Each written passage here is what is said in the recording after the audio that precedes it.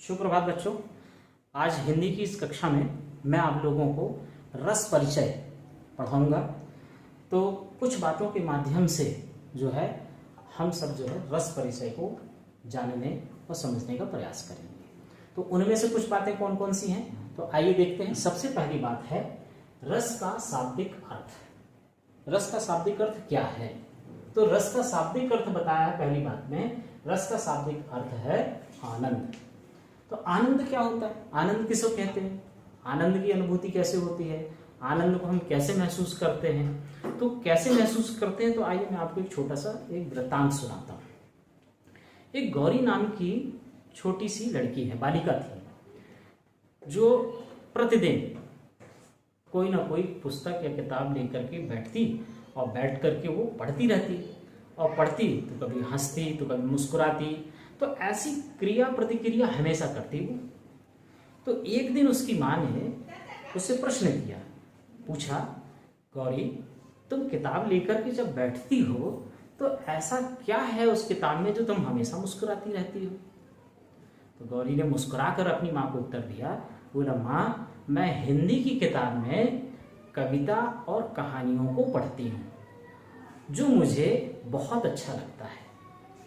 बोली कविता कहानी को? उसकी माँ ने बड़े आश्चर्य से फिर से बात कहा, प्रश्न किया कि कविता कहानियों को पढ़ने में तुमको अच्छा लगता है?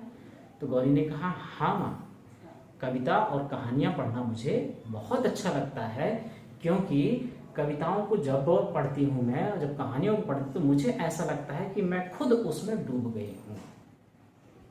मतलब मुझे कविता और कहानियों को पढ़ने में अच्छा आनंद मिलता है। तो प्यारे बच्चों, आपने देखा कि गौरी कविता और कहानियों के माध्यम से उसके हृदय के अंदर जो आनंद की अनुभूति होती है, जो आनंद उत्पन्न होता है, उसे वो महसूस करती है। और महसूस जब उसे आनंद की अनुभूति होती तो वो हंसती और मुस्कुराने लग जाती है। तो इसी तरह से इस पहली बात में भी यही बात कही गई कि रस का जो शाब्दिक अर्थ होता है आनंद है। यानी हमें जिस वस्तु को देखने में, जिस पाठ्य पुस्तक को पढ़ने में, सुनने में, हमें हमारे हृदय में जो आनंद उत्पन्न होता है, जो आनंद की अनुभूति होती है, वही आनंद और अनुभूति जो है हमारे बातों के माध्यम से और हमारे चेहरे के माध्यम से प्रतीत होता है।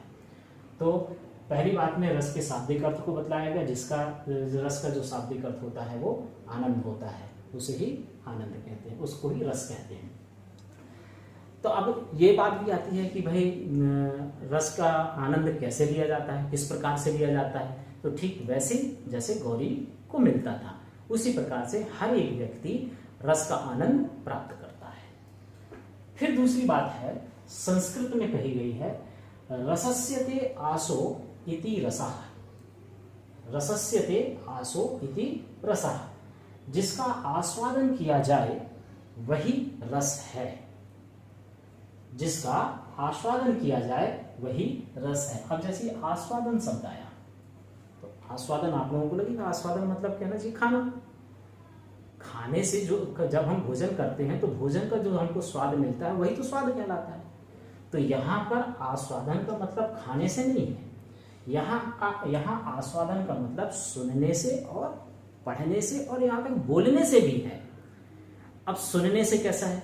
तो सुनने से ऐसा, यदि मान लीजिए कोई मधुर गीत हमने सुना, मान लीजिए लता मंगेशकर का हमने गीत सुना, ऐ मेरे वतन के लोगों, जब हम इस गीत को सुनते हैं तो हमारे कानों में कहना चाहिए इस गीत की मधुरता इतनी अच्छी घुल जाती है कि हमारा मन जो है प्रफुल्लित हो जाता है, हमारा मन खुश हो जाता है, हमारा मन आनंदित हो जाता है। ये आस्वादन है। फिर उसके बाद बोलने का आस्वादन कैसे हुआ? बोलने का आस्वादन कैसा? तो बोलने का ये कि यदि जब हम मधुर वाणी में किसी से बात करते हैं तो सामने वाला व्यक्ति हमारी वाणी को सुन करके प्रभावित होता है और वह प्रशंसा करता है, कहता है कि अमुक व्यक्ति जो है बहुत अच्छा बोलता है, बहुत विनम्रता के साथ बोलता है, बहुत उसकी जो वाणी है बहुत मधुर है। तो ये क्या हुआ? बोलने का आस्वादन हुआ। फिर अब खाने का भी आस्वादन की बात आती है। जीभ हमारी है ना जीभ? तो जीभ क्या करती है? जीभ ही हमको प्रत्येक खाने की वस्तु का स्वाद बतलाती है। तो 3 तरह से हम आस्वादन का आनंद लेते हैं इस आस्वादन में। लेकिन यहाँ पर आस्वादन की जो बात कही गई है, यहाँ पे आस्वादन का मतलब सुनने से है और पढ़ने से है। हम सुन करके और पढ़ करके हम रस का आस्वादन लेते हैं, रस का अनुभव करते हैं, रस का आनंद लेते हैं। फिर संस्कृत के बाद आता है साहित्य की बात आती है। तो अब ये आस्वादन जो बात आई, तो आस्वादन यहाँ पर सुनने और पढ़ने की बात है। तो सुनने और पढ़ने की जहां बात आएगी तो वहां पर साहित्य का उल्लेख निश्चित रूप से होता है। तो साहित्य में परिभाषा दी गई कि काव्य को पढ़ने, सुनने या उस पर आधारित अभिनय को देखने में जो आनंद मिलता है वही रस है। ये साहित्य के अंतर्गत बात आई। अभी तक जब संस्कृत में आई तो संस्कृत के अंतर्गत हमने पढ़ा कि रसस्य ते आशो इति रसः, कि जिसका आस्वादन किया जाए वही रस है। तो आस्वादन मतलब यहाँ पर सुनने की बात है, यहाँ पर पढ़ने की बात है, यहाँ पर बोलने की बात है। तो साहित्य में ये तीनों बातें लागू होती हैं, पढ़ना, सुनना और बोलना। तो तीनों बातें जब लागू होती है तो साहित्य के अनुसार जो परिभाषा बनती है काव्य की, वो इस प्रकार बनती है कि काव्य को पढ़ने, सुनने या उस पर आधारित अभिनय को देखने में जो आनंद मिलता है वही रस है।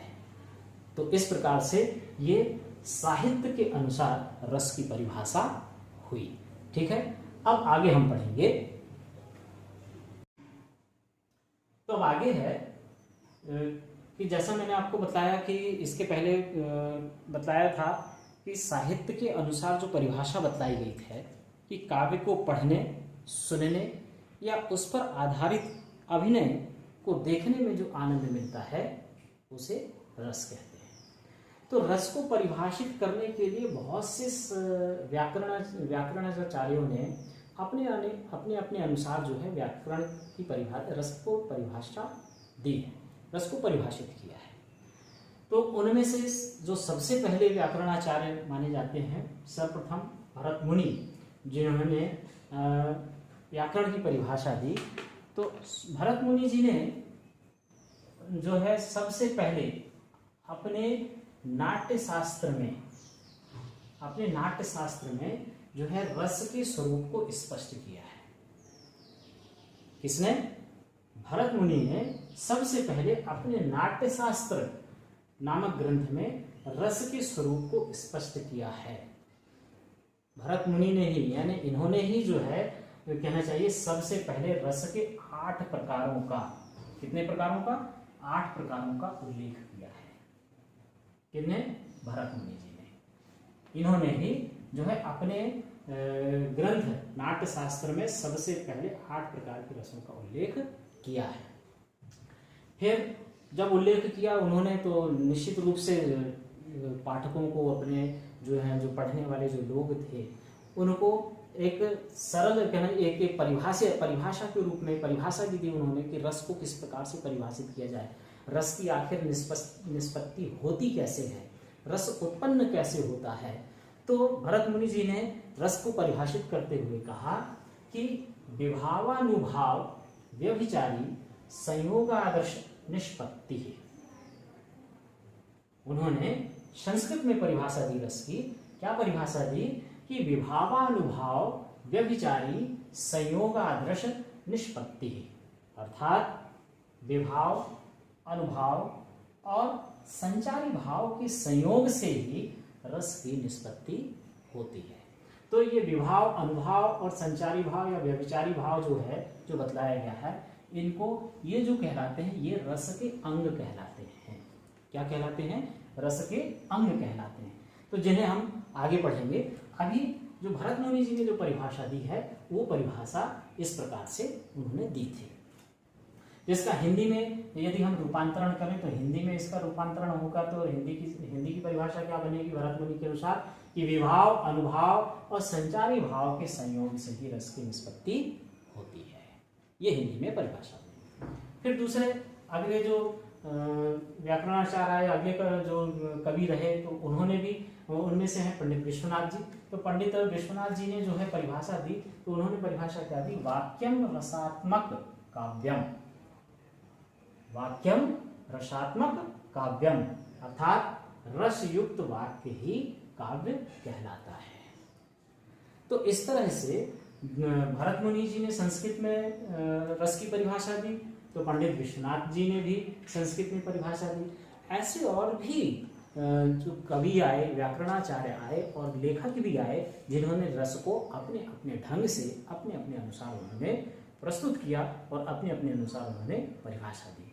तो यहाँ पर मैंने आपको जो बात बतलाई रस परिचय के अंतर्गत जो मुख्य बातों में से, तो एक बार फिर से मैं दोहराता हूँ, तो उनमें उन मुख्य बातों में से एक बात और है कि सर्वप्रथम भरत मुनि ने अपने नाट्य शास्त्र में रस के स्वरूप को स्पष्ट किया है। फिर भरत मुनि ने ही रस के 8 प्रकारों का उल्लेख सबसे पहले किया है। फिर भरत मुनि के अनुसार जो परिभाषा है, उन्होंने परिभाषा दी कि विभाव, अनुभाव और विभाव, अनुभाव और संचारी भाव के संयोग से ही रस की निष्पत्ति होती है। फिर पंडित विश्वनाथ जी ने भी जो परिभाषा दी, उन्होंने क्या कहा कि वाक्यम रसात्मक काव्यम, अर्थात रसयुक्त वाक्य ही काव्य कहलाता है। तो रस परिचय के अंतर्गत ये मुख्य बात थी। आगे हम पढ़ेंगे, आगे हम बताते हैं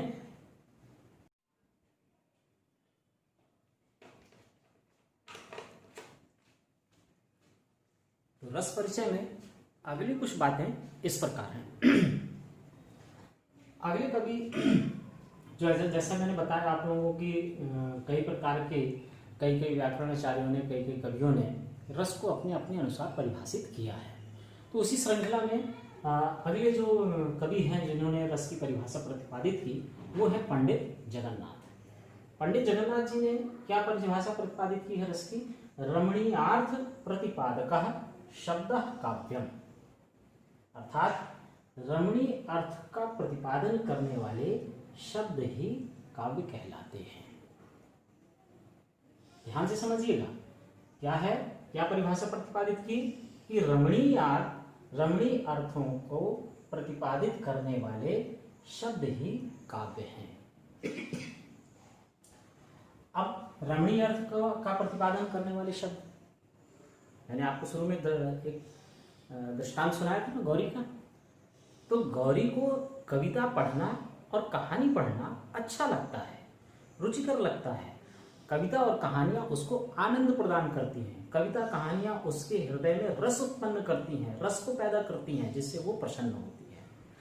तो वो रस किससे उत्पन्न होता है, किससे पैदा होता था?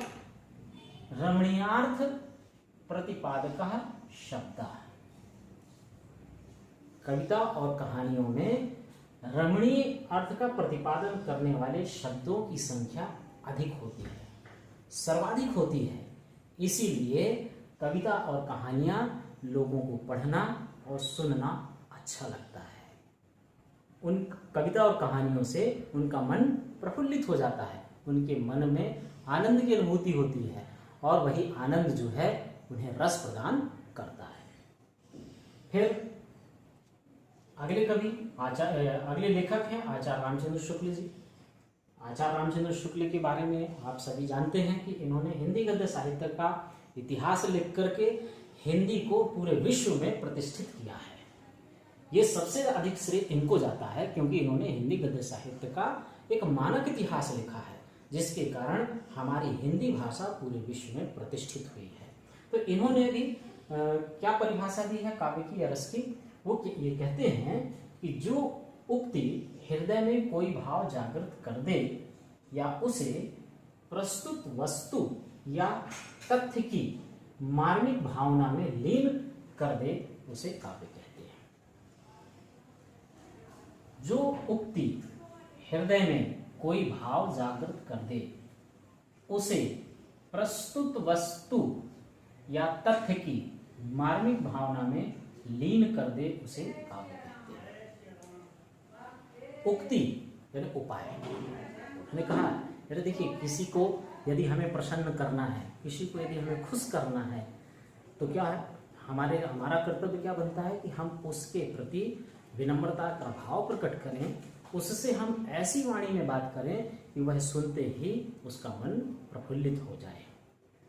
तो हमें इस प्रकार का प्रयास करना चाहिए। हम ऐसा करते भी हैं, कोशिश भी करते हैं। जब हम किसी से बात करते हैं तो हम शिष्टाचार को अपनाते हुए प्रयास करते हैं कि हम ऐसी बात करें कि सामने वाला व्यक्ति हमारी वाणी से प्रभावित हो जाए। तो वही बात है कि जो उक्ति हृदय में कोई भाव जागृत कर दे। अब जैसे मान लीजिए हमने विनम्र वाणी का प्रयोग किया, तो विनम्र वाणी हमारी विनम्र वाणी निकलेगी तो सामने वाला व्यक्ति सुनते ही उसके मन में एक भाव उठेगा। भाव कौन सा उठेगा, कौन सा भाव जागृत होगा कि सामने वाला व्यक्ति जो है, अमुक व्यक्ति जो है, इसकी वाणी में बहुत मिठास है, ये बहुत विनम्र होकर के बात करता है, ये बहुत शालीन व्यक्ति है, ये इस प्रकार का भाव उसके हृदय में जागृत होगा। तो यही रामचंद्र शुक्ल जी ने कहा कि जो उक्ति हृदय में कोई भाव जागृत कर दे या उसे प्रस्तुत वस्तु या तथ्य की मानवीय भावना में लीन कर दे, उसे ही काव्य कहते हैं। ठीक है, ये रामचंद्र जी के अनुसार काव्य की परिभाषा हुई। फिर एक उन सारी बातों में, विशेष बातों में से एक सबसे